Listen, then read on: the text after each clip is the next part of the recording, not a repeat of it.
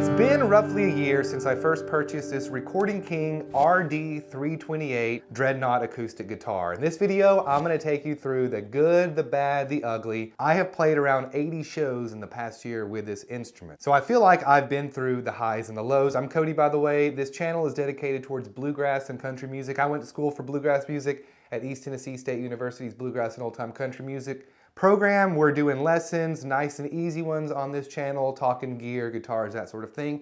Subscribe if you are into that, it's a lot of fun. I was in Nashville, Tennessee a year ago, and I had the mindset that it was time to purchase a new instrument. And I was working with basically a $2,000 or so-ish budget. Now, I'll say that before I purchased this guitar last year, and before I purchased this Martin guitar, in 2012, the mentality was that the next guitar was going to be a Blue Ridge. These are great bluegrass style guitars, which I've always loved the look and feel of.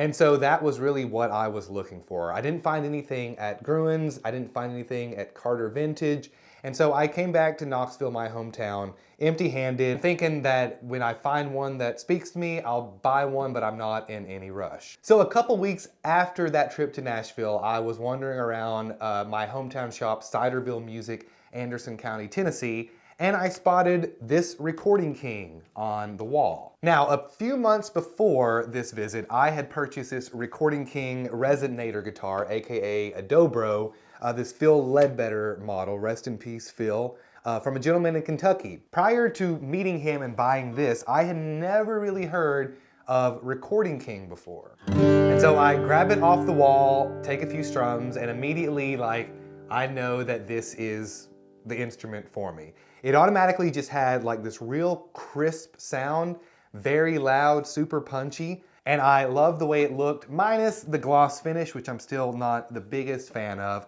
But this guitar was one of those guitars that just kind of spoke to you, where you strum it right out of a movie, you're like, man, this is it. But the real selling point was the price. Now, this is modeled, we'll say, after a Martin D28, so you're gonna find the same specs, but that Martin guitar, brand new, is gonna cost you close to $3 grand, if not more. This guitar out the door, $800. So let's talk about the sound quality. It really, absolutely sounds great. There's nothing wrong when everything is tuned in and everything is working right.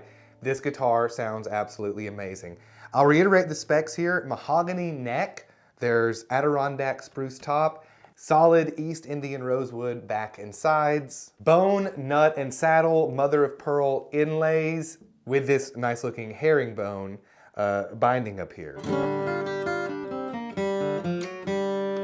Very impressed with the tone. I'm gonna make a bold claim here. Please don't get that mad at me. This guitar, $800 out the door. I have a composite Martin here, which I'll go into detail in another video, that I bought for $537 in 2012. Adjusted for inflation, both of these guitars today, this one would be $738, this one would be $843. Composite guitar, not real wood, solid wood body.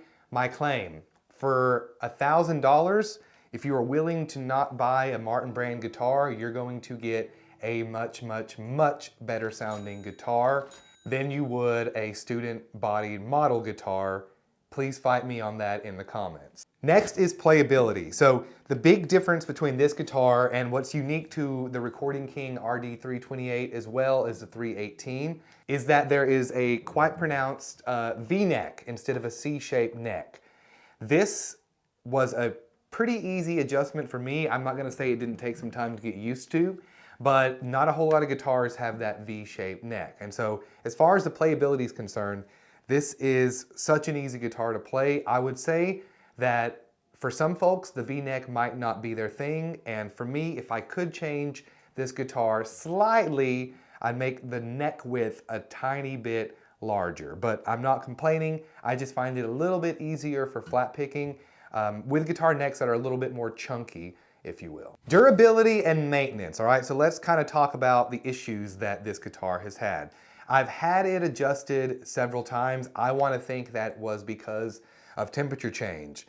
I'm learning how this adjusts to different Seasons, I've got a winter saddle here made for me. The big thing that has been problematic with this guitar are the tuning machines.